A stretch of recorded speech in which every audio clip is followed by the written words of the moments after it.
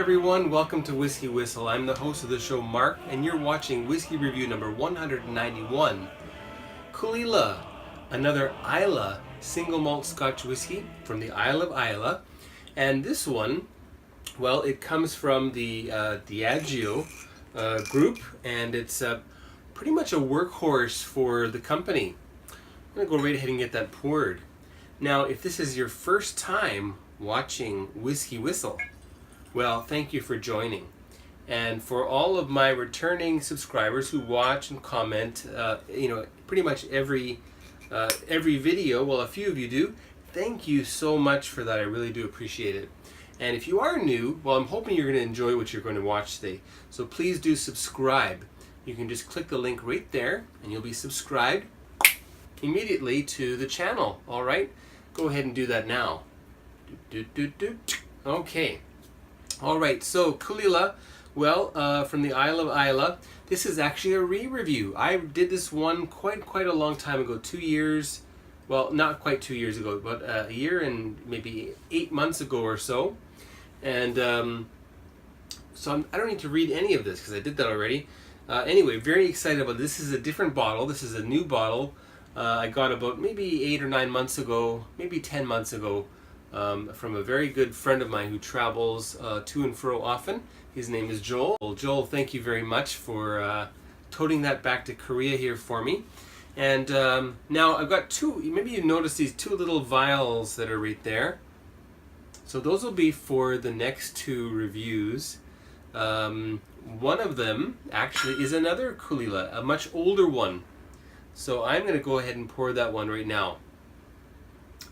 This is from A.D. Rattray, independent bottlers. This is an 18-year-old of Caol Ila. It's 55.7%, and it looks like this is a Wine and Beyond exclusive.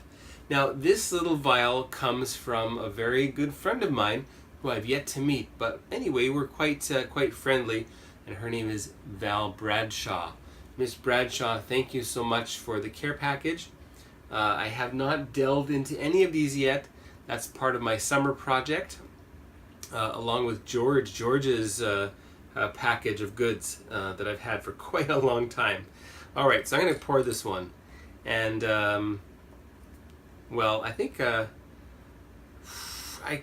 should I go all in here? Well, that's, I think it's about 50 milliliters. Anyway, let's see how far we can get in here. That doesn't pour very well at all. Oh my. Okay, I've got to take that little cap off of it, I think. Oh, I've already drizzled some out of it. Okay. Let's try that again. How do I do this? That does not work. Oh dear. Alright, now I'm going to use the purple banded Glencairn glass for this one. And we'll just see how much. I'm going to need more than that. So we're going to have to go all in with this one.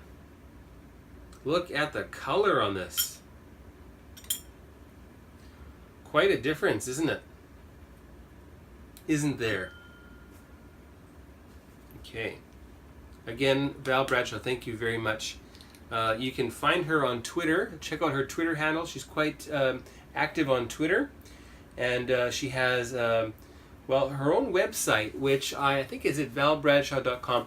I'll put that in text right about there. Very interesting lady. An expert in wine and spirits. I believe she has her WSET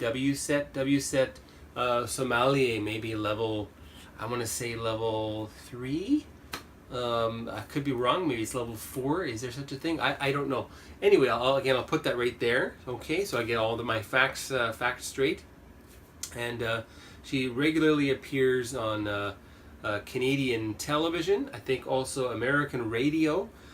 She is let's say a proponent of fine tobacco, be it cigar or pipe, and fine spirits and wine. Anyway, so make sure you follow her on Twitter.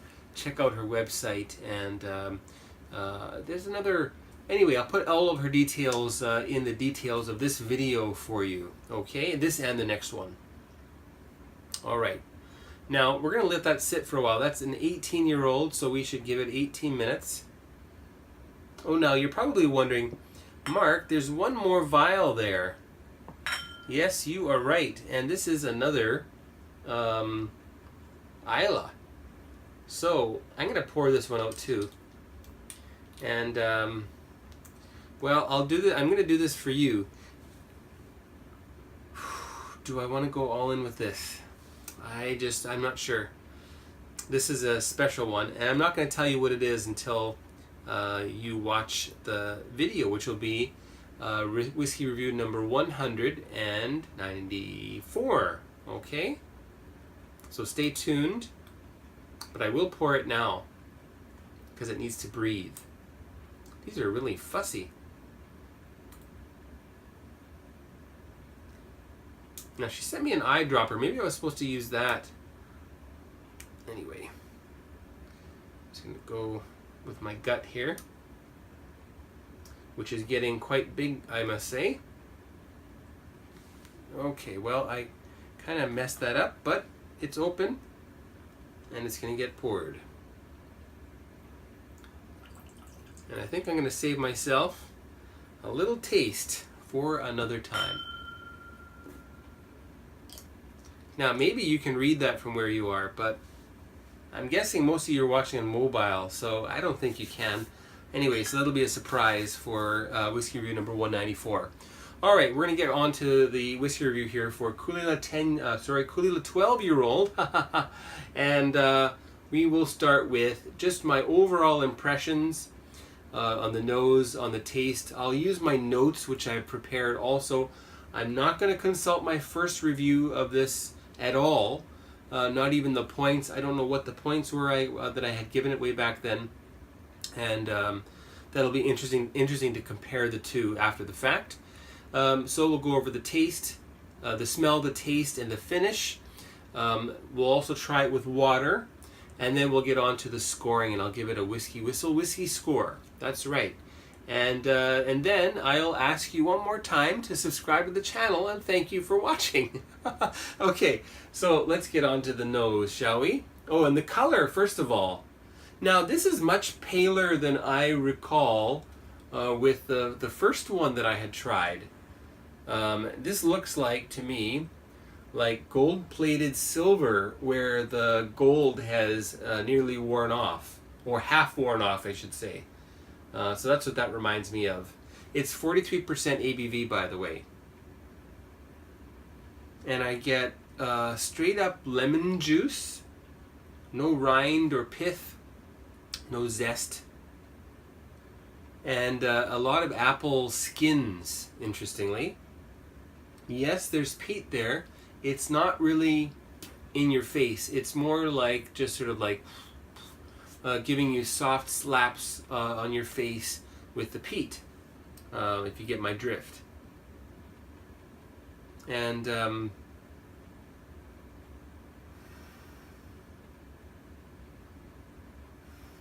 there is a certain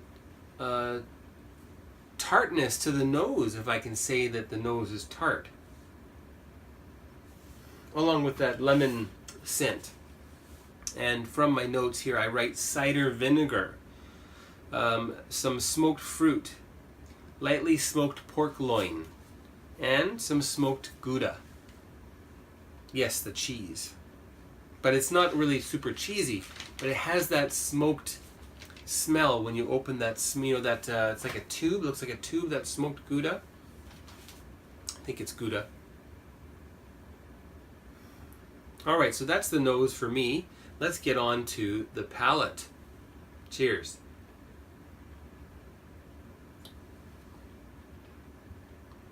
This is big on the wood smoke. And especially wood that has thick bark. So it makes a lot of smoke as opposed to the actual interior, the hardwood part. not really a birchy, but more like an oak, a straight up oak, or I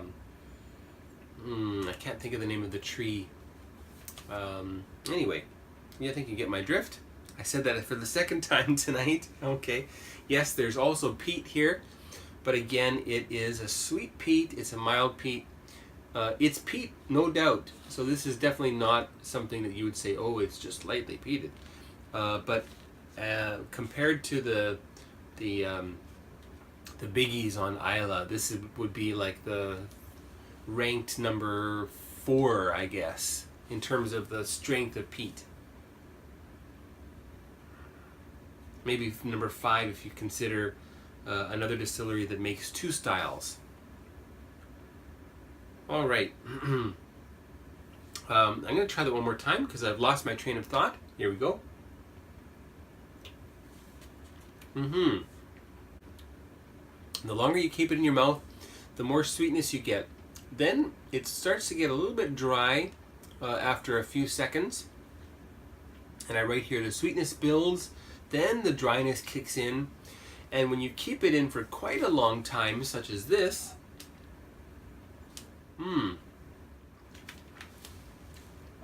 then I'm getting cinnamon hearts. The candy.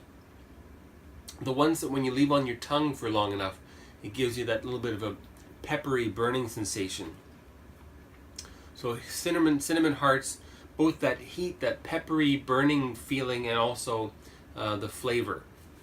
And for the finish, I get cinnamon stick, which is really great. And sweet, I write here, sweet fried apple.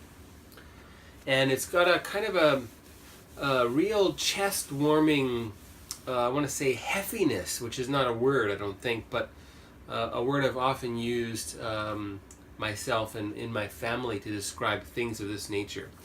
So it's got this kind of heffiness to it. And yes, there's peat, but still the peat is a milder one and very inviting. So that's the finish. Neat. Now let's add a bit of water.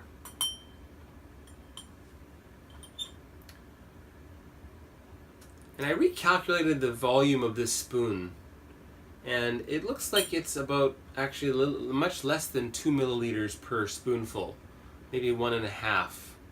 A little bit more than 1.2 I just verified scientifically.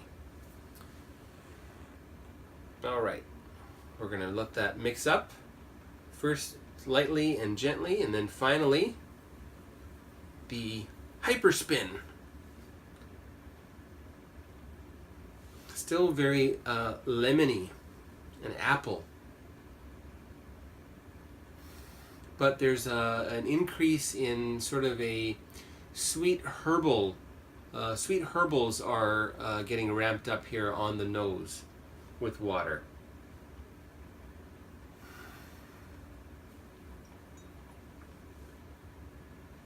Now I can see why this is really a, we'll call it a flavor component for a lot of Scotch blended Scotch whiskeys. I can see why. It's got a sweetness that will mix well with other styles of single malt Scotch whiskeys, and also the single grains that go into blended Scotches. And then it also gives the requisite smoky peatiness to Scotch that makes Scotch Scotch, as opposed to Irish or American or Canadian for that matter.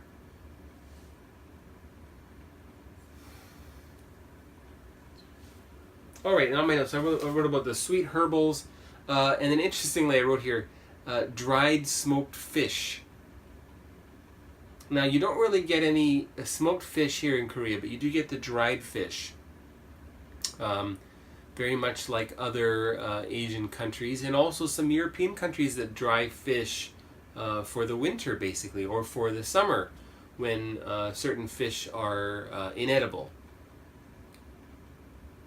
The peat really maintains its moderate strength here, so unchanged in peat, which is interesting because I usually find that the peat changes quite a lot with water added.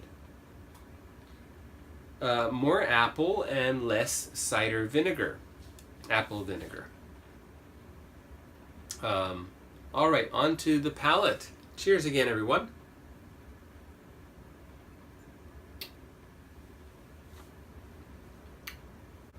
I'm getting less wood smoke and more just general peatiness, but again, a moderate peat. Cinnamon hearts have been diminished somewhat. And I'm getting this now, something kind of like a pastry with a nutty, fruity topping on it. Or maybe like a cinnamon bun with nuts and raisins in there. All right, and the finish with water. It's longer. It's got a nice sweet trail that carries on into the distance, and pretty long finish for 12 years old, which seems to be that peated whiskeys do get a little bit of a longer finish than the non-peated varieties. It's really, really interesting coming back to this again after reviewing it so long ago. Now you can see that I've done quite a bit of work with this one. That's seen a few visits from Joel, and I think I sent a care package. He's now in Vietnam. I sent a care package with him when he left, and I'll probably send him some more because I think he's probably out. Be my guess. And then a few other meetups with some friends here, and I invited some people over, and we always try a bit of Caol Ila for, I find for people who have not yet really gotten into single malts. I want to show them something that is bourbon matured with minimal peat, something that is sherry matured with minimal peat, like the regular style of Scotch whiskies with just a little bit of peat content, peat phenolic influence from the drying of the malt using peat smoke, peat reek. And then I want to show them an Islay whiskey, and this is often the one I show them because it's approachable. It's not really kick back your nose kind of a strong medicinal peat, so I think that's really nice. So if you have friends who are lifting up their nose to whiskey because they think it's too strong and they think that it's too harsh, just tell them to modify the size of their sip and to take their time. Maybe they'll enjoy it, maybe they won't, but it'll be fun to watch anyway. All right, another little taste.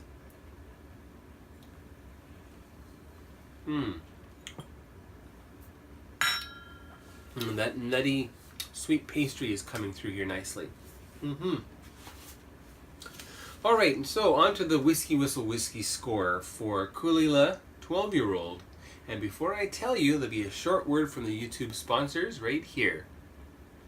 Welcome back. All right, the WhiskyWhistle whiskey score for Caol Ila 12-year-old. This is my re-review. Well, it's going to be 87 out of 100. That's what I'm giving it. Yes, the WhiskyWhistle whiskey score for Caol Ila 12-year-old, the official bottling, 43% ABV, is 87 out of 100. And I write here that it's very, very nice. However, I think it needs a little bit more oomph up front. So maybe bumping it up to 46%, or maybe doing something a little bit different with the casking could be good. Or maybe it could even just be putting some more of the feints. I think that's what it's called, right? The feints, or not quite the foreshots, not the ones you throw out, but that heart. Maybe they can just change their heart a little bit to add a little bit more towards the end when you get those really different, deep, dark kind of flavors that come through. 87 out of 100. So anyway, thank you for watching. Hope that was informative. Hope you liked it.